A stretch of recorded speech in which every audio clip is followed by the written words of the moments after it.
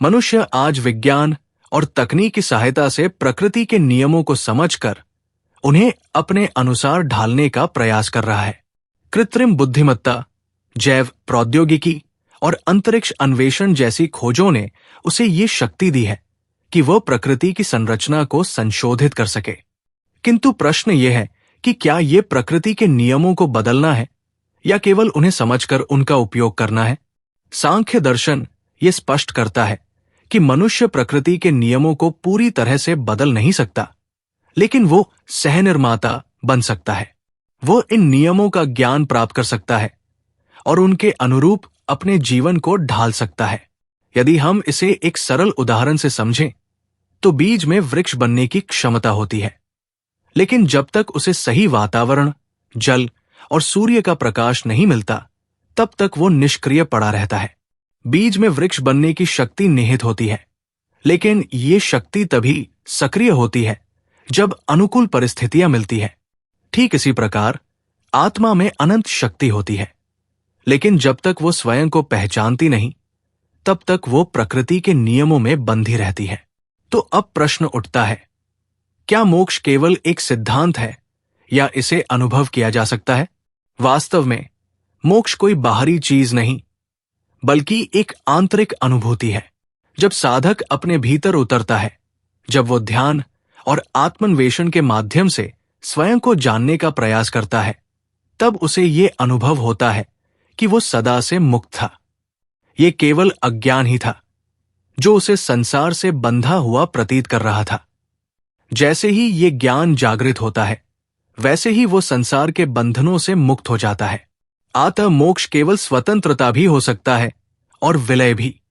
ये साधक के दृष्टिकोण और अनुभव पर निर्भर करता है। यदि कोई आत्मा स्वयं को ब्रह्मांडीय चेतना का अंश मानती है, तो वो योग और भक्ति के मार्ग से मोक्ष को प्राप्त कर सकती है। यदि कोई आत्मा स्वयं को स्वतंत्र देखती है, तो वो सांख्य के मार्ग से मोक्ष की ओर अग्रसर हो सकती है। दोनों ही मार्ग सत्य है, क्योंकि सत्य कोई एक नहीं, बल्कि प्रत्येक साधक के लिए उसकी अनुभूति के अनुरूप होता है। इसलिए वास्तविक प्रश्न ये नहीं है कि मोक्ष क्या है, बल्कि ये है कि व्यक्ति उसे किस रूप में अनुभव करता है। संसार में रहते हुए भी मोक्ष का अनुभव किया जा सकता है, यदि व्यक्ति स्वयं को केवल एक साक्षी के रूप में देखे।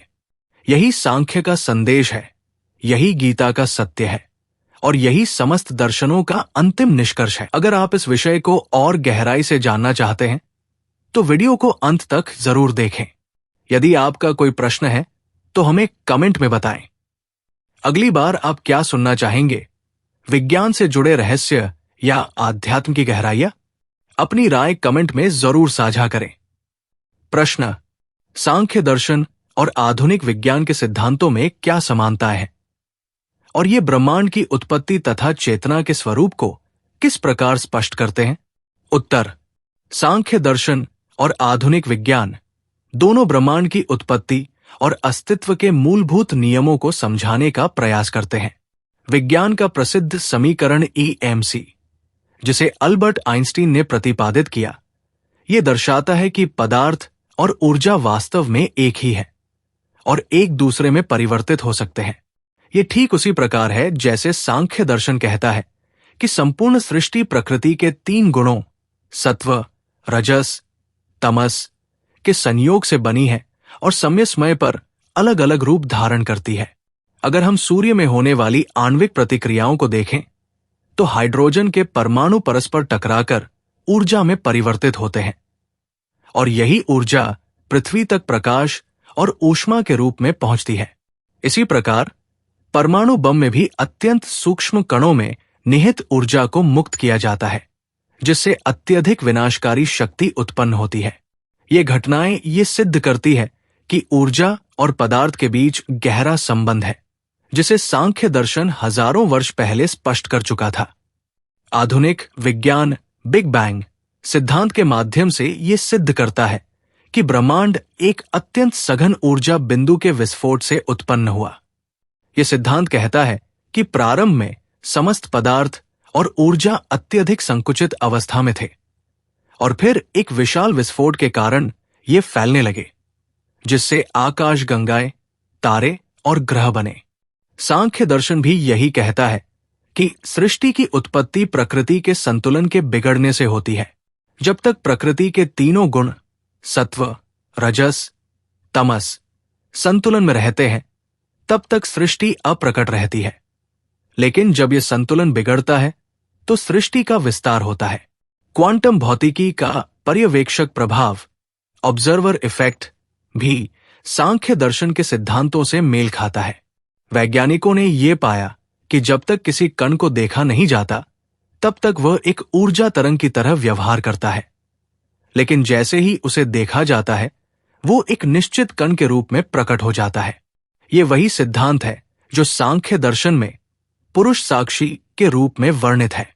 सांख्य दर्शन कहता है कि पुरुष, चेतना, स्वयं कुछ भी नहीं करता, वो मात्र साक्षी रूप में स्थित रहता है। लेकिन उसकी उपस्थिति मात्र से ही प्रकृति की समस्त क्रियाएं संचालित होती है। इसी प्रकार विज्ञान चेतन और जड़ पदार्थों में भेद करता है। चेतन पदार्थ वे होते हैं जिनमें जीवन होता है और जो निर्णय लेने की क्षमता रखते हैं, जैसे मनुष्य, पशु पक्षी और वनस्पतियां। जड़ पदार्थ वे होते हैं जो स्वयं कोई निर्णय नहीं ले सकते, जैसे पत्थर, धातु, जल आदि। सांख्य दर्शन भी यही भेद स्पष्ट करता है। पुरुष, आत्मा, चेतन है, जबकि प्रकृति जड़ है। प्रकृति केवल अपने गुणों के अनुसार कार्य करती है, लेकिन पुरुष की उपस्थिति के कारण ही वो चेतनता का अनुभव कराती है। अगर हम रोबोट या कंप्यूटर का उदाहरण लें, तो पाएंगे कि वे जटिल गणनाएं कर सकते हैं और कार्य भी कर सकते हैं, लेकिन उनमें स्वयं का कोई विवेक नहीं होता। वे केवल दिए गए निर्देशों का पालन करते हैं। इसके विपरीत मनुष्य में चेतना होती है, जिससे वो स्वतंत्र रूप से सोच सकता है, निर्णय ले सकता है और कर्म कर सकता है। यही चेतना पुरुष का स्वरूप है और यही जड़ता प्रकृति का स्वरूप है। आधुनिक विज्ञान और सांख्य दर्शन दोनों इस सत्य को स्वीकार करते हैं कि ब्रह्मांड केवल भौतिक तत्वों से निर्मित नहीं है, बल्कि इसके पीछे एक गहरी चेतना कार्यरत है। विज्ञान इसे आधुनिक उपकरणों, प्रयोगों और गणनाओं के माध्यम से समझने का प्रयास कर रहा है, जबकि भारतीय ऋषियों ने हजारों वर्ष पूर्व ध्यान, साधना और अंतर्दृष्टि के माध्यम से इसे अनुभव कर लिया था। अतः हम ये निष्कर्ष निकाल सकते हैं कि सत्य एक ही है, चाहे उसे वैज्ञानिक भाषा में व्यक्त किया जाए या सांख्य दर्शन के माध्यम से समझाया जाए। विज्ञान और दर्शन दोनों के संयोग से ही ब्रह्मांड और चेतना के इस गूढ़ रहस्य को संपूर्ण रूप से समझा जा सकता है। भारतीय दर्शन के अंतर्गत सांख्य दर्शन का स्थान क्या है? भारतीय दर्शन में सांख्य दर्शन का एक महत्वपूर्ण स्थान है, क्योंकि ये सबसे प्राचीन और तर्कसंगत दार्शनिक प्रणालियों में से एक है। इसे महर्षि कपिल द्वारा प्रतिपादित माना जाता है और ये भारतीय दर्शन के षड्दर्शन, 6 प्रमुख दार्शनिक प्रणालियों में से एक है। सांख्य दर्शन ज्ञान प्रधान और तर्काधारित प्रणाली है, जो ब्रह्मांड, आत्मा और प्रकृति के रहस्यों को वैज्ञानिक और दार्शनिक रूप से स्पष्ट करने का प्रयास करता है। सांख्य दर्शन की विशेषता यह है कि यह सृष्टि के निर्माण को पुरुष, चेतना और प्रकृति, भौतिक जगत के द्वैत के आधार पर व्याख्यायित करता है। ये ईश्वर को सृष्टि के लिए अनिवार्य कारक नहीं मानता, बल्कि प्रकृति के 3 गुणों सत्व, रजस और तमस के असंतुलन को सृष्टि का मूल कारण बताता है। इस कारण इसे एक ईश्वर निरपेक्ष, नास्तिक दर्शन माना जाता है, परंतु ये आत्मा के अस्तित्व को स्वीकार करता है, जिससे ये चार्वाक दर्शन से भिन्न हो जाता है। सांख्य दर्शन का प्रभाव न केवल अन्य भारतीय दार्शनिक प्रणालियों जैसे योग, वेदांत, बौद्ध और जैन दर्शन पर पड़ा, बल्कि ये भगवद गीता में भी स्पष्ट रूप से देखा जा सकता है, जहां श्री कृष्ण ने सांख्य योग की महिमा का वर्णन किया है। योग दर्शन भी सांख्य के सिद्धांतों पर आधारित है, जिसमें सांख्य का ज्ञान और योग की साधना को एक साथ जोड़ा गया है। सांख्य दर्शन ने भारतीय आध्यात्मिक और बौद्धिक परंपरा को गहराई से प्रभावित किया है। ये आत्मा और प्रकृति के भेद को स्पष्ट करके मोक्ष का मार्ग प्रशस्त करता है और जीवन के रहस्यों को समझने के लिए तर्क, अनुभव और विवेक को प्राथमिकता देता है। इस प्रकार भारतीय दर्शन के अंतर्गत सांख्य का स्थान अत्यंत महत्वपूर्ण और विशिष्ट है। भारतीय दर्शन में सांख्य दर्शन की विशेष भूमिका। भारतीय दर्शन में सांख्य दर्शन की विशेष भूमिका इसकी प्राचीनता, तर्कसंगत विश्लेषण, आत्मा और प्रकृति के संबंध की वैज्ञानिक व्याख्या और मोक्ष के मार्ग को स्पष्ट करने की क्षमता के कारण अत्यंत महत्वपूर्ण है। यह भारतीय दर्शन के षड्दर्शन में से एक है और इसे महर्षि कपिल द्वारा प्रतिपादित माना जाता है। सांख्य दर्शन भारतीय दार्शनिक परंपरा में ज्ञान और विवेक पर आधारित एक ऐसी प्रणाली है जो सृष्टि, आत्मा और ब्रह्मांड के रहस्यों को बिना किसी धार्मिक आग्रह के तर्कसंगत रूप से समझाने का प्रयास करता है।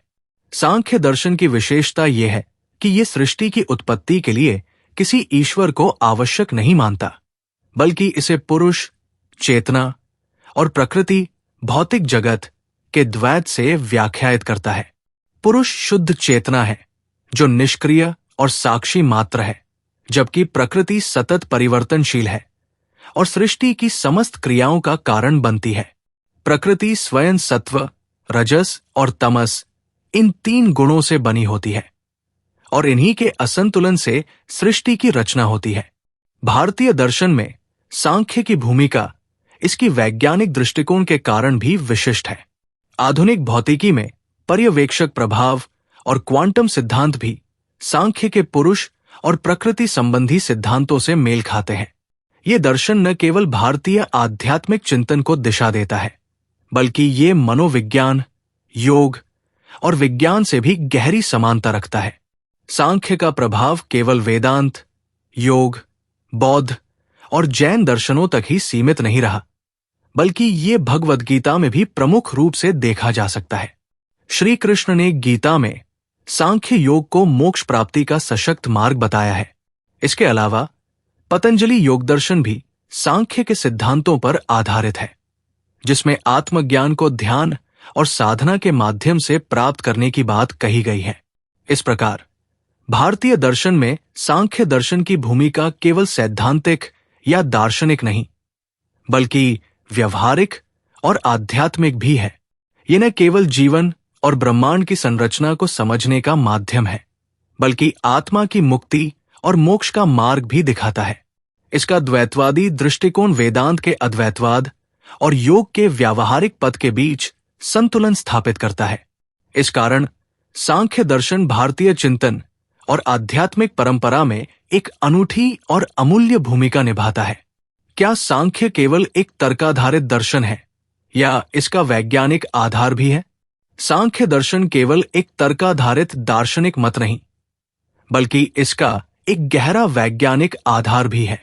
यह दर्शन ब्रह्मांड, चेतना और पदार्थ की संरचना को तर्क और विश्लेषण के माध्यम से समझाने का प्रयास करता है। इसका प्रमुख आधार द्वैतवाद है, जिसमें पुरुष, चेतना और प्रकृति, भौतिक जगत को अलग अलग तत्वों के रूप में स्वीकार किया गया है। यह दृष्टिकोण आधुनिक विज्ञान के कई सिद्धांतों से मेल खाता है, विशेष रूप से क्वांटम भौतिकी और ब्रह्मांड विज्ञान से। सांख्य दर्शन के अनुसार संपूर्ण जगत प्रकृति के 3 गुणों सत्व, रजस और तमस से निर्मित होता है। ये त्रिगुणात्मक सिद्धांत आधुनिक विज्ञान में ऊर्जा, गति और जड़त्व की अवधारणाओं के अनुरूप है। भौतिकी में न्यूटन के गति नियम बताते हैं कि कोई भी वस्तु तब तक स्थिर रहती है जब तक उस पर कोई बाहरी बल कार्य नहीं करता, और गति में आने के बाद वो तब तक चलती रहती है जब तक कि कोई बाहरी अवरोध उसे न रोके। ये तमस, जड़त्व, रजस, गति और सत्व संतुलन गुणों से मेल खाता है। इसके अलावा सांख्य दर्शन ये भी कहता है कि जब तक पुरुष प्रकृति के संपर्क में नहीं आता, तब तक प्रकृति निष्क्रिय रहती है। ये अवधारणा क्वांटम भौतिकी के पर्यवेक्षक प्रभाव, ऑब्जर्वर इफेक्ट से मेल खाती है, जिसमें यह देखा गया है कि जब तक किसी कण को देखा या मापा नहीं जाता, तब तक वो तरंग रूप में रहता है, लेकिन जैसे ही उसे देखा जाता है, वो एक निश्चित स्थिति में प्रकट हो जाता है। इसी प्रकार सांख्य ये कहता है कि जब तक पुरुष चेतना प्रकृति को देखता नहीं, तब तक वो निष्क्रिय रहती है। लेकिन पुरुष की उपस्थिति मात्र से ही सृष्टि की गतिविधियां आरंभ हो जाती है। आधुनिक ब्रह्मांड विज्ञान में बिग बैंग सिद्धांत के अनुसार सृष्टि की उत्पत्ति अत्यधिक संकुचित और ऊर्जाघन अवस्था से हुई, जो अचानक विस्तार को प्राप्त हुई। सांख्य दर्शन भी यही कहता है कि प्रारंभ में प्रकृति संतुलित अवस्था में थी, लेकिन पुरुष के संपर्क में आते ही उसमें असंतुलन उत्पन्न हुआ और सृष्टि का विकास प्रारंभ हुआ। ये वैज्ञानिक सिद्धांत और सांख्य का विचार परस्पर समानता दर्शाते हैं।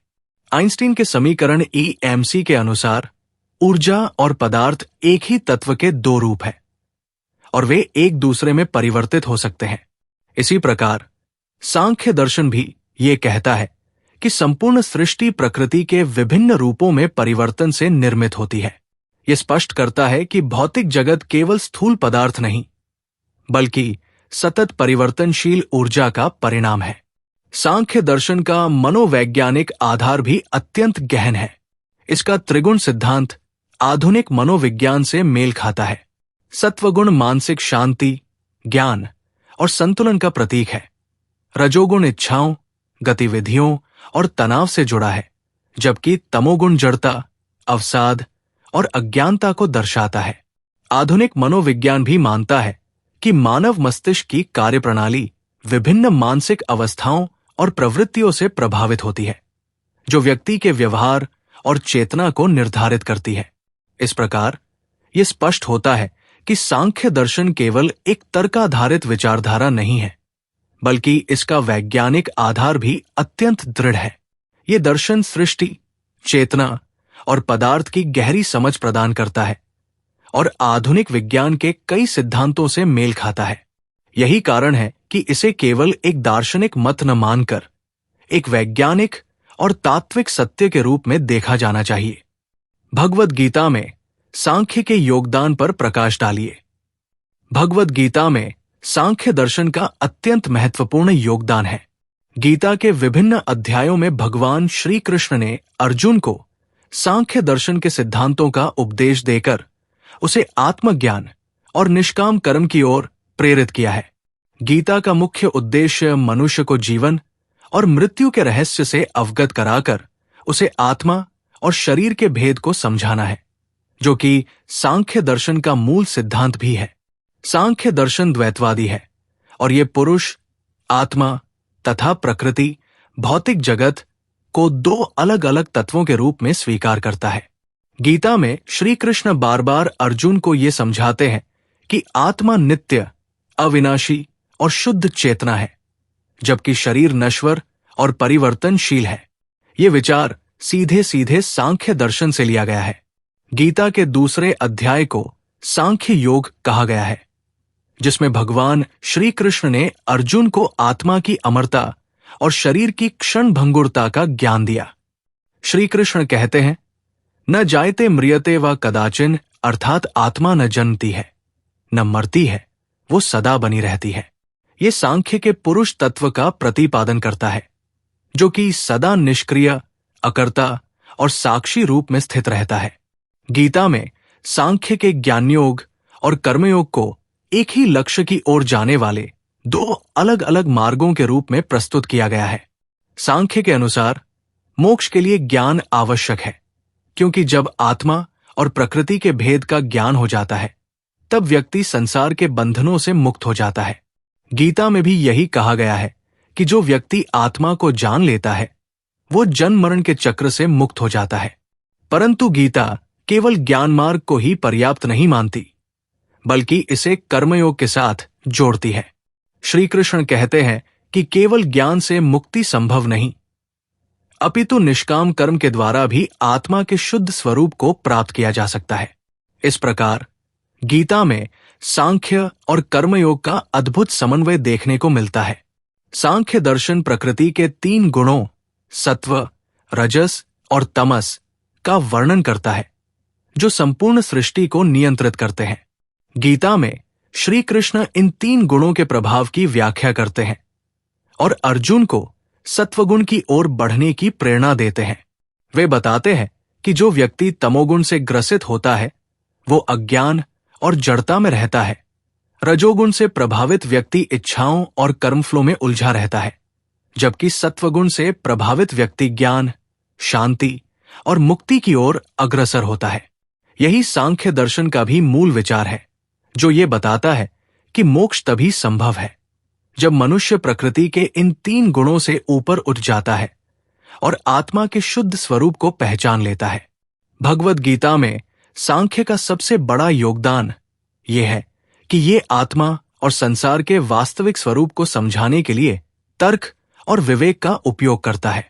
श्री कृष्ण बार बार अर्जुन को तर्क और ज्ञान के माध्यम से ये समझाते हैं कि युद्ध से पीछे हटना उचित नहीं है, क्योंकि ये शरीर नश्वर है और आत्मा को कोई नष्ट नहीं कर सकता। ये सीधा सीधा सांख्य दर्शन का प्रभाव है, जहां आत्मा को सदा अकर्ता, अविनाशी और मुक्त बताया गया है। इस प्रकार भगवद गीता में सांख्य दर्शन का व्यापक प्रभाव देखा जा सकता है। गीता ने सांख्य के सिद्धांतों को केवल दार्शनिक चर्चा तक सीमित नहीं रखा, बल्कि इसे व्यावहारिक जीवन में उतारने का मार्ग दिखाया। ये ज्ञान केवल मनन और चिंतन के लिए नहीं, बल्कि जीवन को संतुलित और आत्मा को उन्नत करने के लिए है। यही कारण है कि गीता को केवल धार्मिक ग्रंथ ही नहीं, बल्कि एक जीवन दर्शन के रूप में देखा जाता है, जिसमें सांख्य के गूढ़ सिद्धांतों को सरल और व्यवहारिक रूप में प्रस्तुत किया गया है। अन्य भारतीय दर्शनों में सांख्य दर्शन का प्रभाव सांख्य दर्शन का अन्य भारतीय दर्शनों पर गहरा प्रभाव पड़ा है, क्योंकि ये भारतीय तत्वज्ञान की सबसे प्राचीन और तर्कसंगत दार्शनिक प्रणालियों में से एक है। महर्षि कपिल द्वारा प्रतिपादित ये दर्शन भारतीय विचारधारा की नींव रखता है और वेदांत, योग, बौद्ध, जैन और आयुर्वेद सहित कई अन्य दर्शनों पर अपनी छाप छोड़ता है। वेदांत दर्शन पर सांख्य का प्रभाव स्पष्ट रूप से देखा जा सकता है। वेदांत भले ही अद्वैतवादी दृष्टिकोण प्रस्तुत करता हो, लेकिन उसने आत्मा, पुरुष और प्रकृति के अंतर को समझने के लिए सांख्य की अवधारणाओं को अपनाया है। उपनिषदों में वर्णित ब्रह्मा और माया की अवधारणा सांख्य के पुरुष और प्रकृति के द्वैत से प्रेरित लगती है। विशेष रूप से भगवद गीता में श्री कृष्ण ने सांख्य योग को ज्ञान का एक महत्वपूर्ण मार्ग बताया है, जिससे आत्मा और संसार के वास्तविक स्वरूप को समझा जा सकता है। योग दर्शन पर सांख्य का प्रभाव अत्यधिक गहरा है। पतंजलि के योग सूत्रों में सांख्य के द्वैतवाद और विवेक का ख्याति, आत्मा और प्रकृति के भेद को जानने की प्रक्रिया का प्रत्यक्ष उल्लेख मिलता है। योग का मुख्य उद्देश्य आत्मा को प्रकृति के बंधन से मुक्त करना है, जो कि सांख्य के मोक्ष सिद्धांत से पूरी तरह मेल खाता है। योग की ध्यान और समाधि की विधियां सांख्य दर्शन के पुरुष प्रकृति भेद बुद्धि पर आधारित है, जिससे व्यक्ति स्वयं को प्रकृति के प्रभाव से अलग कर सकता है। बौद्ध और जैन दर्शनों में भी सांख्य दर्शन की गहरी छाप देखी जा सकती है। बौद्ध दर्शन की अनात्मवाद, नो सेल्फ की अवधारणा सांख्य दर्शन के पुरुष प्रकृति के द्वैतवाद से अलग तो है, लेकिन संसार की क्षणिकता, अनित्य और दुखवाद की व्याख्या सांख्य के प्रकृति सिद्धांत के समान है। बौद्ध दर्शन का निर्वाण और सांख्य दर्शन का मोक्ष दोनों की ही व्याख्या आत्मज्ञान और तृष्णा के समाप्त होने से की गई है। इसी तरह जैन दर्शन में आत्मा, जीव और अजीव, अचेतन प्रकृति के भेद की अवधारणा सांख्य के पुरुष प्रकृति द्वैत से मिलती जुलती है। जैन दर्शन में कर्म सिद्धांत और आत्मा की शुद्धि का विचार भी सांख्य की मोक्ष संकल्पना से मेल खाता है। आयुर्वेद में भी सांख्य दर्शन का महत्वपूर्ण योगदान रहा है। चरक संहिता और सुश्रुत संहिता में शरीर, मन और प्रकृति के कार्यों की व्याख्या सांख्य के त्रिगुण सिद्धांत, सत्व, रजस, तमस के आधार पर की गई है। आयुर्वेद में मानव शरीर के दोष, वात, पित्त, कफ भी सांख्य दर्शन के त्रिगुणों से प्रभावित माने गए हैं। इस प्रकार सांख्य दर्शन न केवल भारतीय तत्वज्ञान की नींव रखता है, बल्कि ये अन्य दर्शनों के विकास में भी सहायक रहा है। इसकी वैज्ञानिक दृष्टि, तर्कसंगत विश्लेषण और आत्मा की स्वतंत्रता पर आधारित सिद्धांतों ने भारतीय दार्शनिक परंपरा को गहराई से प्रभावित किया है। चाहे वेदांत का ब्रह्म ज्ञान हो, योग की साधना हो, बौद्धों का निर्वाण हो, जैनों का कर्मक्ष सिद्धांत हो या आयुर्वेद की स्वास्थ्य प्रणाली, सभी में कहीं न कहीं सांख्य दर्शन के विचारों का प्रभाव देखने को मिलता है। सांख्य दर्शन को नास्तिक क्यों कहा जाता है? सांख्य दर्शन को नास्तिक इसलिए कहा जाता है क्योंकि ये ईश्वर के अस्तित्व को स्वीकार नहीं करता और सृष्टि की उत्पत्ति, संचालन और मोक्ष के लिए किसी दिव्य सत्ता की आवश्यकता को नहीं मानता। भारतीय दर्शन में नास्तिक शब्द का अर्थ ये नहीं होता कि कोई व्यक्ति धर्म या आध्यात्मिकता को नकारता है, बल्कि इसका तात्पर्य उन दर्शनों से है जो वेदों और ईश्वर को अंतिम सत्य के रूप में स्वीकार नहीं करते। सांख्य दर्शन वेदों को प्रमाण मानता है, लेकिन सृष्टि के निर्माण और संचालन में ईश्वर की भूमिका को अस्वीकार करता है। इसलिए इसे नास्तिक दर्शन की श्रेणी में रखा गया है। सांख्य दर्शन का मानना है कि सृष्टि की उत्पत्ति पुरुष, आत्मा और प्रकृति मूलभूत तत्व के संयोग से होती है। यह दर्शन कहता है कि प्रकृति में निहित 3 गुण सत्व, रजस और तमस जब संतुलन में होते हैं तो सृष्टि अप्रकट रहती है, लेकिन जब इनमें असंतुलन उत्पन्न होता है तो सृष्टि का प्राकट्य होता है। इस प्रक्रिया में किसी सर्वशक्तिमान ईश्वर की भूमिका नहीं होती। सांख्य दर्शन में मोक्ष की प्राप्ति का भी ईश्वर से कोई संबंध नहीं है, बल्कि ये आत्मज्ञान, विवेक के माध्यम से पुरुष और प्रकृति के भेद को समझकर संभव होता है। इसके विपरीत वेदांत जैसे अन्य दर्शनों में ईश्वर को सृष्टि के मूल कारण और मोक्ष के मार्गदर्शक के रूप में स्वीकार किया जाता है। सांख्य दर्शन में ईश्वर की अनुपस्थिति का प्रमुख कारण यह है कि यह सिद्धांत पूरी तरह से तर्क, अनुभव और विश्लेषण पर आधारित है। यह प्रश्न उठाता है कि यदि ईश्वर सर्वशक्तिमान और सर्वज्ञ है तो संसार में दुख, अन्याय और कष्ट क्यों है? यदि ईश्वर ने सृष्टि बनाई तो उसे संचालित करने की आवश्यकता क्यों पड़ी? इन प्रश्नों के आधार पर सांख्य ये निष्कर्ष निकालता है कि ईश्वर की अवधारणा अनावश्यक है और सृष्टि के नियम प्राकृतिक रूप से कार्य करते हैं। यद्यपि सांख्य दर्शन ईश्वर को नहीं मानता, फिर भी ये आत्मा, पुनर्जन्म, कर्म और मोक्ष जैसी अवधारणाओं को स्वीकार करता है। ये आत्मा को अमर, शुद्ध और अकर्ता मानता है, जो केवल प्रकृति के संपर्क में आने से कर्मों में लिप्त प्रतीत होती है। जब आत्मा ये जान लेती है कि वह प्रकृति से अलग है तो वो मुक्त हो जाती है और यही मोक्ष है। इस प्रक्रिया में किसी ईश्वर की आवश्यकता नहीं होती। इसलिए सांख्य दर्शन को ईश्वर निरपेक्ष, एथिस्टिक कहा जाता है, लेकिन ये एक गहन आध्यात्मिक और तात्विक प्रणाली है जो आत्मज्ञान को मोक्ष का मार्ग मानती है। सांख्य दर्शन के प्रमुख तत्व कौन कौन से हैं? सांख्य दर्शन के प्रमुख तत्व उन मौलिक सिद्धांतों को स्पष्ट करते हैं जिनके आधार पर यह दर्शन संसार, चेतना और मोक्ष की व्याख्या करता है।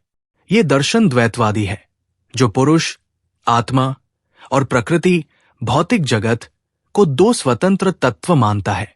पुरुष शुद्ध चेतना है जो साक्षी मात्र होता है, जबकि प्रकृति सृजन, परिवर्तन और विनाश की शक्ति है।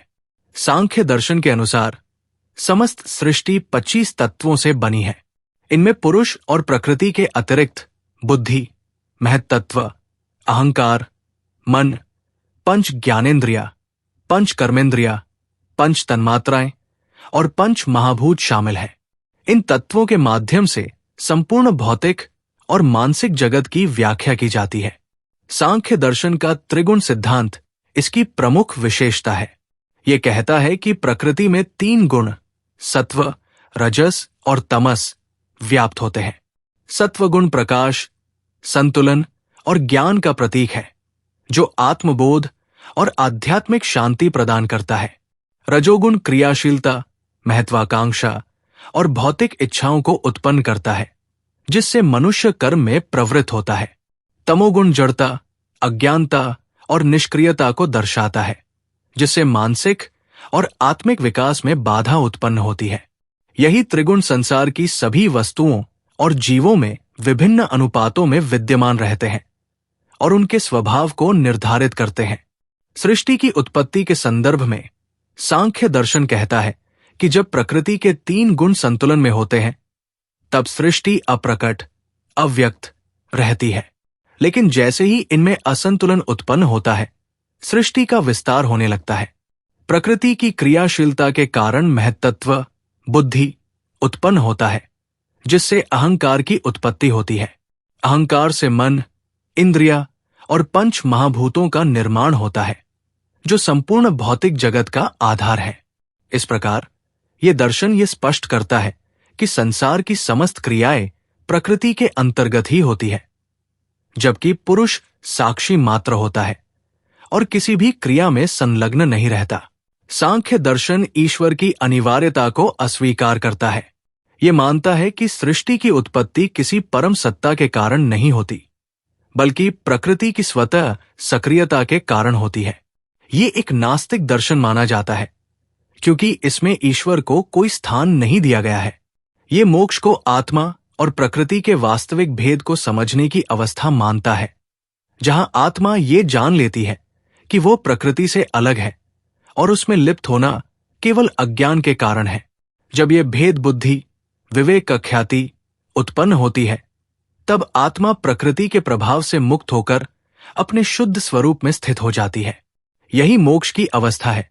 सांख्य दर्शन का प्रभाव अन्य भारतीय दर्शनों पर भी स्पष्ट रूप से देखा जा सकता है।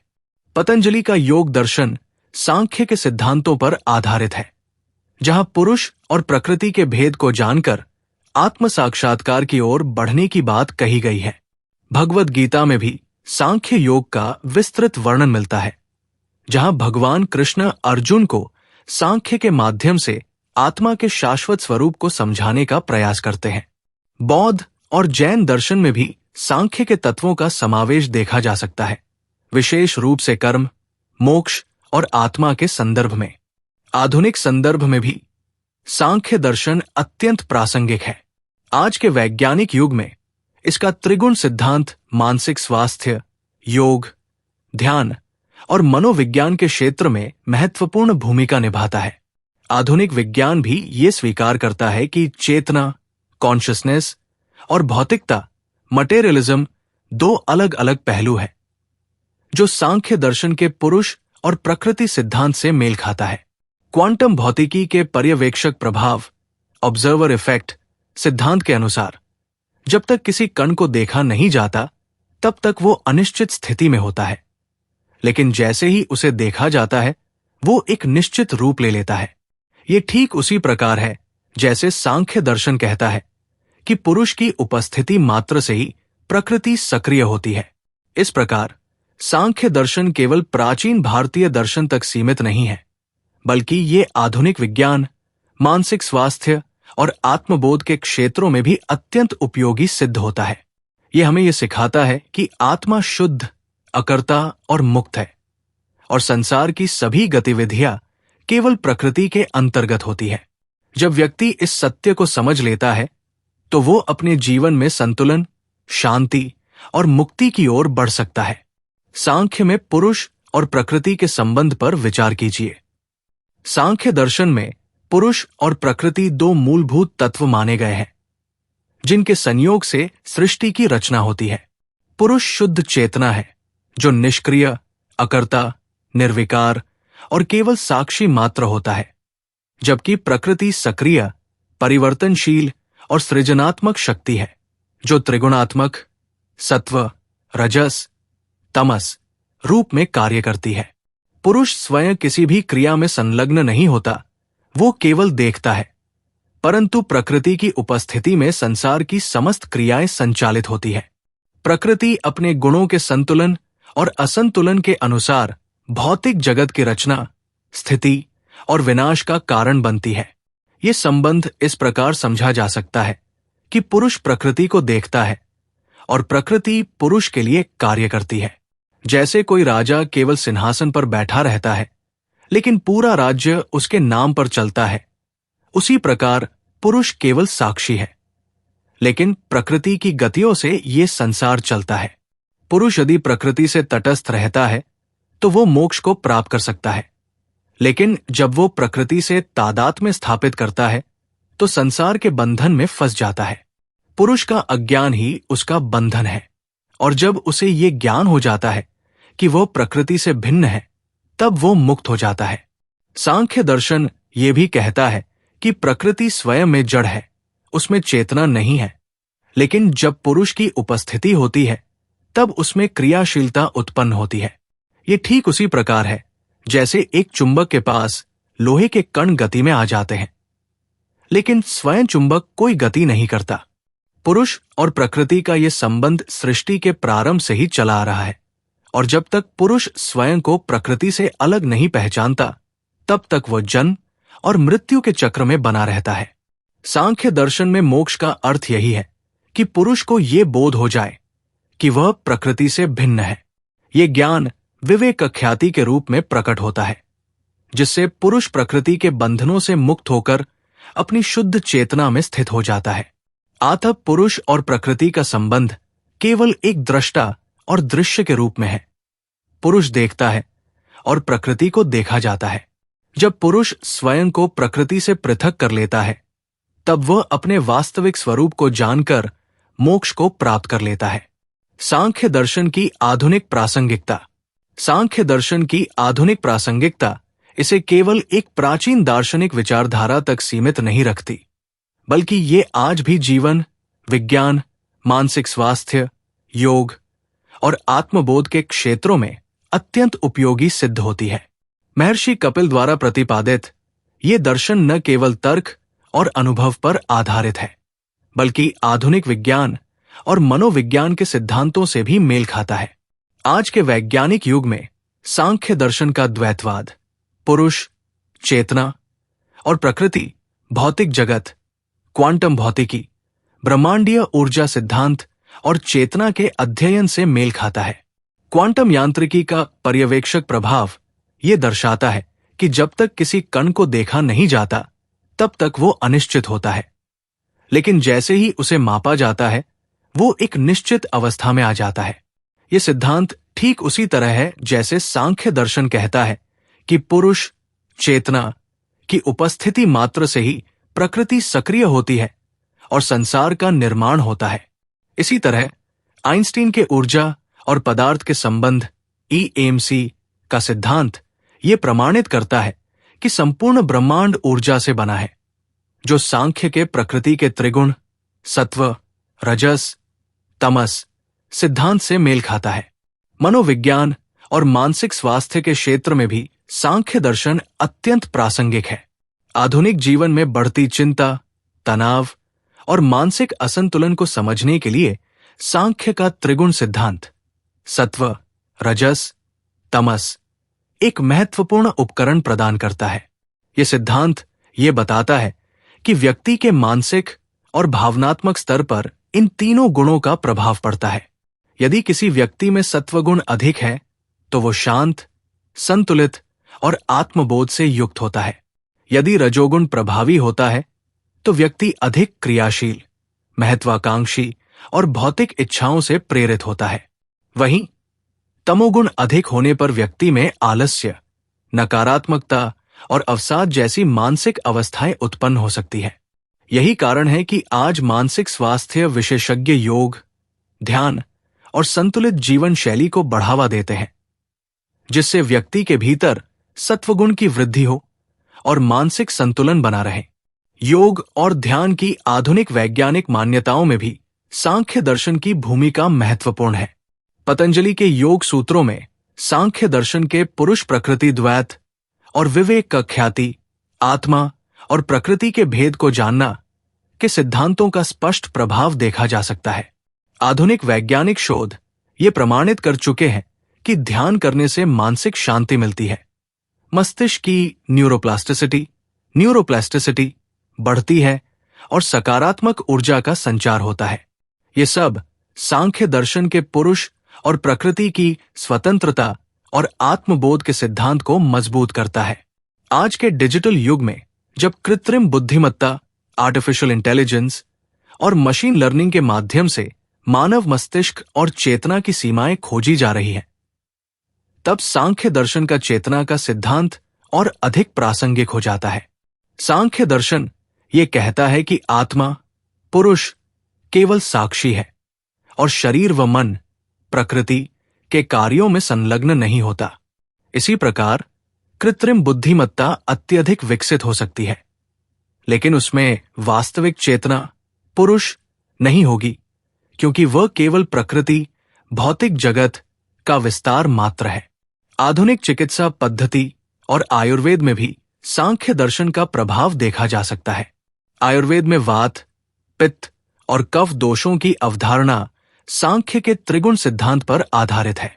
आयुर्वेदिक उपचार विधियां इस सिद्धांत का उपयोग करके शरीर और मन के बीच संतुलन स्थापित करने का प्रयास करती है। इसी तरह आज की समग्र चिकित्सा, होलिस्टिक हीलिंग और मन शरीर चिकित्सा, माइंड बॉडी मेडिसिन भी सांख्य के सिद्धांतों की पुष्टि करती है, जहां मानसिक अवस्था का प्रभाव शारीरिक स्वास्थ्य पर देखा जाता है। आज के वैश्विक समाज में जहां भौतिकवाद और आध्यात्मिकता के बीच संतुलन की आवश्यकता पहले से कहीं अधिक है, सांख्य दर्शन हमें यह सिखाता है कि संसार में रहते हुए भी हम उसमें बंधे न रहें। यह हमें यह भी बताता है कि सच्ची शांति और मुक्ति केवल बाहरी उपलब्धियों में नहीं, बल्कि आत्मबोध में है। यदि व्यक्ति इस ज्ञान को समझकर अपने जीवन में आत्मसात कर ले, तो वो अधिक संतुलित, प्रसन्न और तनाव मुक्त जीवन जी सकता है। इस प्रकार सांख्य दर्शन केवल प्राचीन भारतीय दर्शन तक सीमित नहीं है, बल्कि ये आज भी वैज्ञानिक, मानसिक, सामाजिक और आध्यात्मिक रूप से उतना ही प्रासंगिक है जितना सहस्रों वर्ष पहले था। ये दर्शन हमें आत्मबोध, मानसिक संतुलन और जीवन के वास्तविक उद्देश्य की ओर ले जाने का मार्ग दिखाता है, जो आधुनिक जीवन की सबसे बड़ी आवश्यकताओं में से एक है। आधुनिक विज्ञान और सांख्य दर्शन। आधुनिक विज्ञान और सांख्य दर्शन दोनों ही ब्रह्मांड, चेतना और सृष्टि के रहस्यों को समझने का प्रयास करते हैं। विज्ञान प्रयोग, गणना और तर्क के आधार पर सत्य की खोज करता है, जबकि सांख्य दर्शन ध्यान, विवेक और आत्मनिरीक्षण के माध्यम से अस्तित्व की वास्तविकता को प्रकट करता है। दोनों का लक्ष्य सत्य की खोज है और कई स्थानों पर इनकी व्याख्याएं एक दूसरे से मेल खाती है। सांख्य दर्शन का मूल सिद्धांत पुरुष, चेतना और प्रकृति, भौतिक जगत के द्वैत पर आधारित है। ये मानता है कि संपूर्ण सृष्टि प्रकृति की कार्यशीलता से बनी है, जबकि पुरुष शुद्ध चेतना है जो केवल साक्षी मात्र है। आधुनिक विज्ञान में ये विचार क्वांटम भौतिकी के पर्यवेक्षक प्रभाव, ऑब्जर्वर इफेक्ट के सिद्धांत से मेल खाता है, जिसके अनुसार किसी कण की स्थिति तब तक निश्चित नहीं होती जब तक उसे देखा या मापा नहीं जाता। सांख्य दर्शन भी कहता है कि प्रकृति, भौतिक जगत तब तक सक्रिय नहीं होती जब तक पुरुष, चेतना उसे देखता नहीं।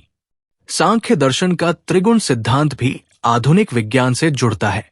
यह दर्शन कहता है कि प्रकृति तीन गुणों, सत्व, ज्ञान और संतुलन, रजस, क्रियाशीलता और ऊर्जा, और तमस, जड़ता और अज्ञान से बनी होती है। आधुनिक मनोविज्ञान और न्यूरोसाइंस भी ये स्वीकार करता है कि मनुष्य का व्यवहार और मानसिक अवस्थाएं अलग अलग गुणों या प्रवृत्तियों से संचालित होती है।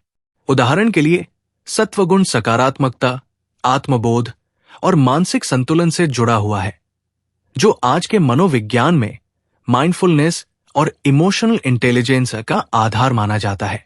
सांख्य दर्शन के अनुसार संपूर्ण ब्रह्मांड प्रकृति से उत्पन्न हुआ है और इसकी रचना पंच महाभूतों आकाश, वायु, अग्नि, जल और पृथ्वी से हुई है।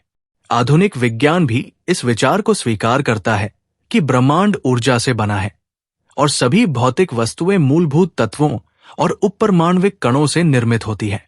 आइंस्टीन का प्रसिद्ध समीकरण EMC ये सिद्ध करता है कि पदार्थ और ऊर्जा वास्तव में एक ही है, जो सांख्य दर्शन के प्रकृति सिद्धांत से मेल खाता है। आधुनिक विज्ञान में बिग बैंग सिद्धांत ये कहता है कि ब्रह्मांड की उत्पत्ति एक अत्यंत घने और ऊर्जावान बिंदु से हुई, जो एक महाविस्फोट के कारण फैलने लगा। सांख्य दर्शन भी ये कहता है कि सृष्टि की उत्पत्ति तब होती है जब प्रकृति के 3 गुण संतुलन से असंतुलन की अवस्था में जाते हैं, जिससे संपूर्ण भौतिक संसार प्रकट होता है। विज्ञान ये भी कहता है कि प्रारंभिक ब्रह्मांड में केवल ऊर्जा थी, जो धीरे धीरे पदार्थ में परिवर्तित हुई, और यही बात सांख्य दर्शन में प्रकृति के विभिन्न तत्वों के क्रमिक विकास में देखी जा सकती है। सांख्य दर्शन ईश्वर की अनिवार्यता को अस्वीकार करता है और ये मानता है कि सृष्टि की उत्पत्ति किसी ईश्वर के कारण नहीं, बल्कि प्रकृति की स्वाभाविक क्रियाओं से हुई है। आधुनिक विज्ञान भी ब्रह्मांड की उत्पत्ति को प्राकृतिक नियमों के आधार पर समझने का प्रयास करता है और किसी ईश्वर की भूमिका को स्वीकार नहीं करता। क्वांटम यांत्रिकी और न्यूरोसाइंस भी चेतना, कॉन्शियसनेस को समझने का प्रयास कर रहे हैं। कुछ वैज्ञानिक ये मानते हैं कि चेतना केवल मस्तिष्क की विद्युत रासायनिक प्रक्रियाओं का परिणाम है, जबकि कुछ वैज्ञानिक चेतना को ब्रह्मांडीय ऊर्जा का एक भाग मानते हैं। ये विचार सांख्य दर्शन के पुरुष सिद्धांत से मेल खाता है, जहां चेतना को एक शाश्वत, स्वतंत्र और अविनाशी तत्व माना गया है। इस प्रकार आधुनिक विज्ञान और सांख्य दर्शन दोनों ही ब्रह्मांड और चेतना के रहस्यों को अपने अपने दृष्टिकोण से समझने का प्रयास कर रहे हैं। विज्ञान बाहरी जगत का अध्ययन करके सत्य की खोज करता है, जबकि सांख्य दर्शन आंतरिक अनुभव और विवेक के माध्यम से इस सत्य तक पहुंचने का मार्ग दिखाता है।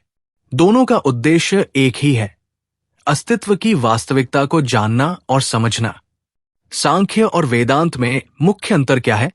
सांख्य और वेदांत दर्शन भारतीय ज्ञान परंपरा के 2 महत्वपूर्ण स्तंभ हैं, लेकिन उनके दृष्टिकोण में मूलभूत भिन्नताएं पाई जाती है। सांख्य दर्शन संसार को द्वैतवादी दृष्टि से देखता है, जहां पुरुष, आत्मा और प्रकृति, भौतिक जगत को 2 अलग अलग तत्व माना जाता है, जबकि वेदांत मुख्य रूप से अद्वैतवादी है और आत्मा तथा ब्रह्मा को एक ही सत्ता के रूप में स्वीकार करता है। सांख्य दर्शन ईश्वर को स्वीकार नहीं करता और ये मानता है कि सृष्टि की उत्पत्ति केवल प्रकृति के 3 गुणों, सत्व, रजस और तमस के असंतुलन के कारण होती है, जबकि वेदांत दर्शन ब्रह्मा को सर्वोच्च सत्ता मानता है और ये कहता है कि संपूर्ण जगत ब्रह्मा की ही अभिव्यक्ति है। सांख्य के अनुसार आत्मा और प्रकृति भिन्न है। आत्मा केवल साक्षी है और प्रकृति के साथ संयोग से संसार उत्पन्न होता है, जबकि वेदांत ये कहता है कि आत्मा और ब्रह्मा में कोई भेद नहीं है। आत्मा स्वयं ही ब्रह्मा है, लेकिन अज्ञानवश वो स्वयं को अलग मानती है। मोक्ष की अवधारणा में भी दोनों दर्शनों में अंतर है। सांख्य दर्शन के अनुसार मोक्ष तब प्राप्त होता है जब आत्मा ये समझ लेती है कि वो प्रकृति से अलग है और उससे कोई संबंध नहीं रखती, जबकि वेदांत दर्शन के अनुसार मोक्ष आत्मा के ब्रह्मा में पूर्ण विलय से प्राप्त होता है। सांख्य तर्क, अनुभव और प्रत्यक्ष प्रमाणों को प्राथमिकता देता है, जबकि वेदांत वेदों और उपनिषदों के ज्ञान को सत्य मानता है। योग दर्शन सांख्य से प्रभावित है और ध्यान तथा आत्म साक्षात्कार पर बल देता है, जबकि वेदांत भक्ति, ज्ञान और ध्यान को मोक्ष प्राप्ति के साधन के रूप में स्वीकार करता है। सांख्य दर्शन आत्मा को अनेक मानता है और प्रत्येक जीव की आत्मा अलग अलग है, जबकि वेदांत आत्मा और ब्रह्मा को एक ही मानता है। केवल अविद्या के कारण आत्मा स्वयं को अलग अनुभव करती है। सांख्य एक वैज्ञानिक और तर्कसंगत पद्धति पर आधारित दर्शन है, जो तत्वमीमांसा को विस्तार से समझाता है, जबकि वेदांत आत्मा और परमात्मा के संबंध को आध्यात्मिक दृष्टि से देखने पर बल देता है।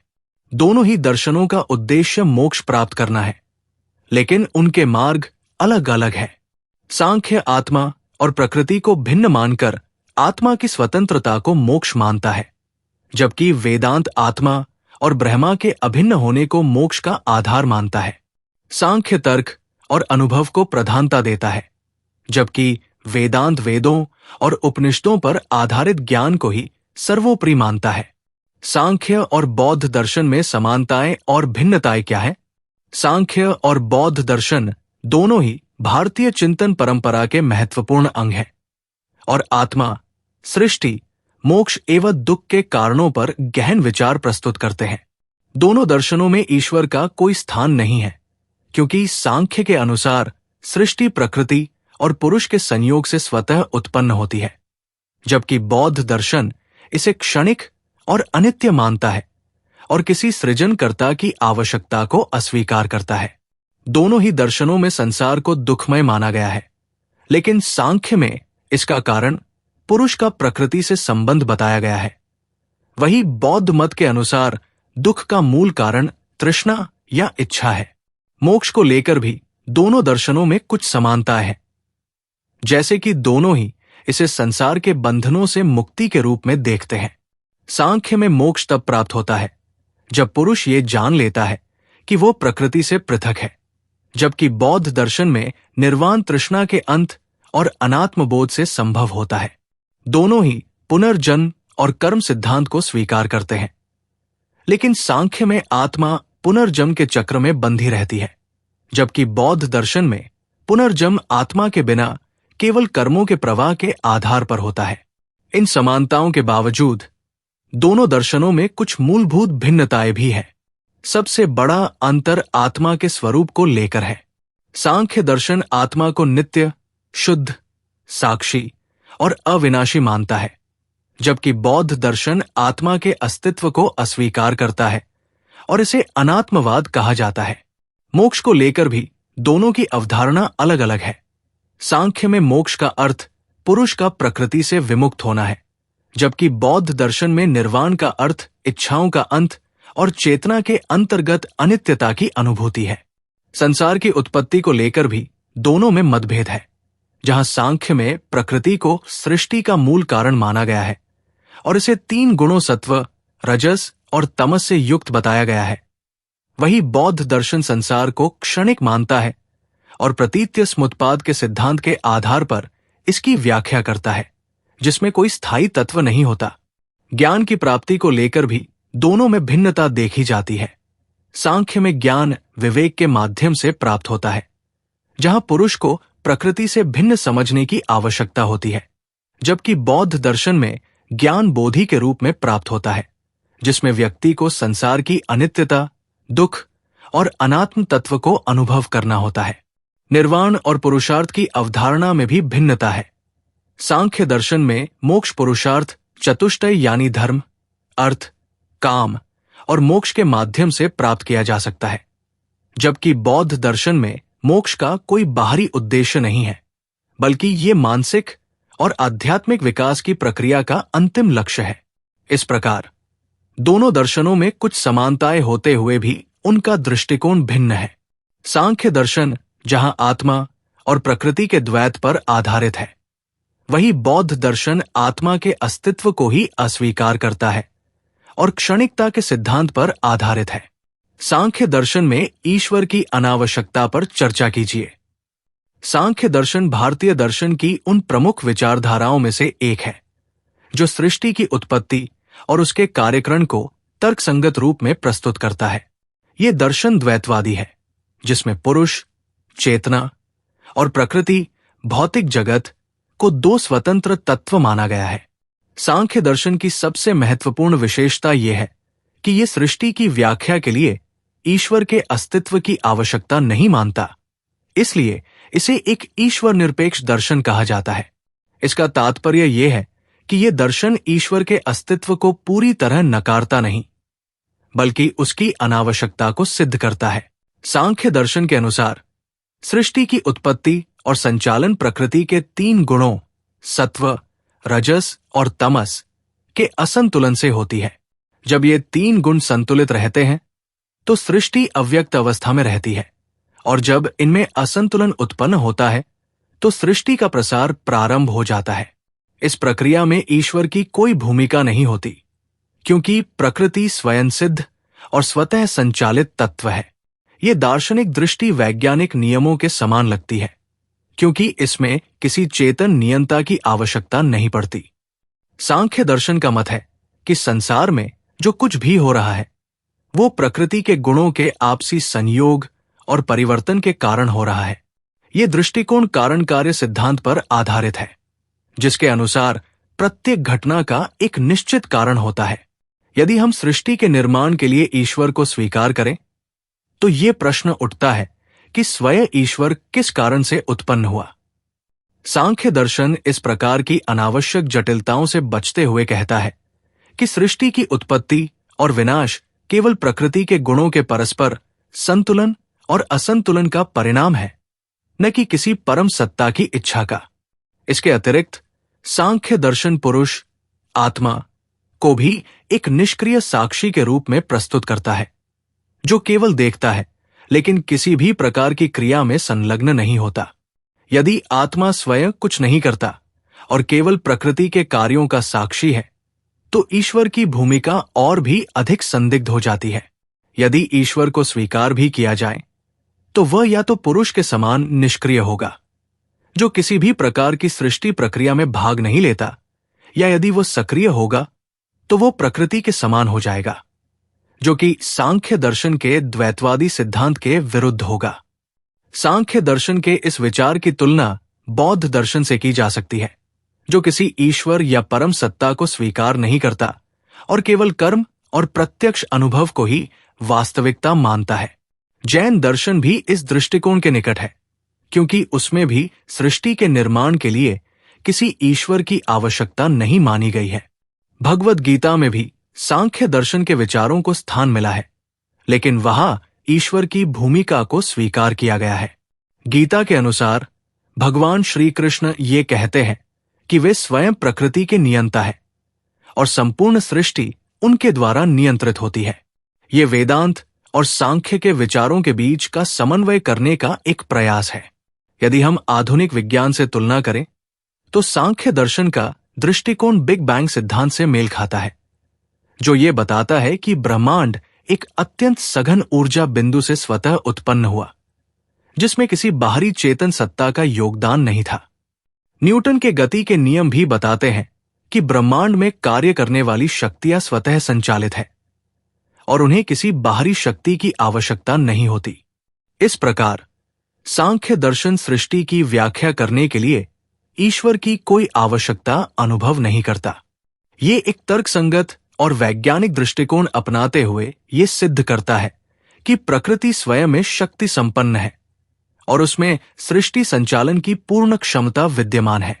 इसलिए सांख्य दर्शन नास्तिक नहीं बल्कि ईश्वर निरपेक्ष दर्शन कहलाता है, क्योंकि ये किसी ईश्वर की सत्ता को नकारने के बजाय उसकी अनावश्यकता को सिद्ध करता है। सांख्य और जैन दर्शन के मोक्ष सिद्धांत में तुलना कीजिए। सांख्य और जैन दर्शन दोनों ही मोक्ष को आत्मा की अंतिम अवस्था मानते हैं, लेकिन उनकी दृष्टि और मार्ग अलग अलग है। सांख्य दर्शन में मोक्ष तब प्राप्त होता है जब आत्मा पुरुष ये जान लेती है कि वो प्रकृति से भिन्न है और उसके गुणों से प्रभावित नहीं होती। ये केवल ज्ञान के माध्यम से संभव है, जिसे विवेक ख्याति कहा गया है। जब आत्मा ये भेद समझ लेती है कि वो कर्म, इंद्रियों, मन और बुद्धि से अलग है, तब वो प्रकृति के बंधन से मुक्त हो जाती है और पूर्ण स्वतंत्रता प्राप्त कर लेती है। सांख्य दर्शन में मोक्ष के लिए किसी ईश्वर या बाहरी शक्ति की आवश्यकता नहीं होती, बल्कि ये एक बौद्धिक और दार्शनिक प्रक्रिया है। आत्मा न तो किसी स्वर्ग में जाती है, न किसी परम सत्ता में विलीन होती है, बल्कि वो केवल स्वतंत्र होकर स्वयं स्थित हो जाती है। जैन दर्शन में मोक्ष का अर्थ आत्मा का अपने शुद्ध स्वरूप में लौटना है, जहां वो कर्मों के आवरण से मुक्त होकर अपनी शाश्वत, अनंत ज्ञान और आनंद स्वरूप अवस्था में स्थित होती है। जैन मत के अनुसार आत्मा जन्म जन्मांतर से संचित कर्मों के कारण संसार में बंधी रहती है, और जब वो संयम, तपस्या, सत्य, अहिंसा और ध्यान के माध्यम से अपने संचित कर्मों को पूरी तरह से नष्ट कर देती है, तब वो मोक्ष को प्राप्त कर सकती है। जैन सिद्धांत के अनुसार आत्मा शुद्ध, अनंत चेतना और आनंद से परिपूर्ण होती है, लेकिन कर्मों के कारण उसमें अशुद्धि आ जाती है। जब ये कर्मक्षय पूर्ण रूप से हो जाता है, तब आत्मा सिद्ध अवस्था प्राप्त करती है और मोक्ष में प्रवेश करती है। सांख्य और जैन दर्शन दोनों ही आत्मा की स्वतंत्रता को ही मोक्ष मानते हैं, लेकिन उनकी प्रक्रियाओं में अंतर है। सांख्य में मोक्ष केवल ज्ञान के माध्यम से प्राप्त होता है, जबकि जैन दर्शन में ज्ञान के साथ साथ तपस्या, संयम और नैतिक जीवन भी आवश्यक माना गया है। जैन दर्शन में आत्मा की शुद्धि और कर्मों के पूर्ण क्षय को प्राथमिकता दी गई है, जबकि सांख्य में आत्मा को पहले से ही शुद्ध माना गया है, जो केवल अज्ञानवश प्रकृति से बंधी प्रतीत होती है। जैन मोक्ष में आत्मा सिद्धलोक में निवास करती है, जहां वह जन्म और मृत्यु से मुक्त हो जाती है, जबकि सांख्य में आत्मा कहीं नहीं जाती, बल्कि केवल प्रकृति से अलग होकर स्वतंत्र रूप से स्थित हो जाती है। इस प्रकार सांख्य और जैन दर्शन दोनों ही आत्मा की मुक्ति को स्वीकार करते हैं, लेकिन उनका मार्ग अलग है। सांख्य में मोक्ष एक दार्शनिक और बौद्धिक प्रक्रिया है, जबकि जैन दर्शन इसे नैतिक और तपस्या के मार्ग से प्राप्त करने योग्य मानता है। दोनों दर्शनों का लक्ष्य एक ही है, आत्मा की स्वतंत्रता, लेकिन उसके स्वरूप और प्रक्रिया में भिन्नता है। तो हमने आज जाना कि सांख्य दर्शन केवल एक दार्शनिक विचारधारा नहीं, बल्कि आत्मा, प्रकृति और चेतना के गूढ़तम रहस्यों को उजागर करने वाला एक वैज्ञानिक एवं आध्यात्मिक दृष्टिकोण है। यह दर्शन हमें बताता है कि पुरुष और प्रकृति की भिन्नता को समझना ही मोक्ष की ओर पहला कदम है। जब आत्मा ये पहचान लेती है कि वो प्रकृति के बंधनों से मुक्त है, तभी सच्ची स्वतंत्रता प्राप्त होती है। आधुनिक विज्ञान क्वांटम भौतिकी के माध्यम से इन्हीं रहस्यों को समझने का प्रयास कर रहा है, जबकि महर्षि कपिल हजारों वर्ष पहले ही इस सत्य को उजागर कर चुके थे। ये दर्शन हमें केवल तर्क और चिंतन तक सीमित नहीं रखता, बल्कि एक व्यवहारिक मार्गदर्शन भी देता है, जिससे हम अपने जीवन को संतुलित और आत्म साक्षात्कार की ओर अग्रसर कर सकते हैं। तो क्या सांख्य केवल एक तर्क आधारित दर्शन है, या इसका वैज्ञानिक आधार भी है? क्या ये केवल भारतीय ज्ञान परंपरा तक सीमित है, या इसकी गूंज पूरी दुनिया में सुनी जा सकती है? आपका क्या मत है? इस दर्शन के बारे में आपकी राय क्या है? कमेंट में जरूर बताइए।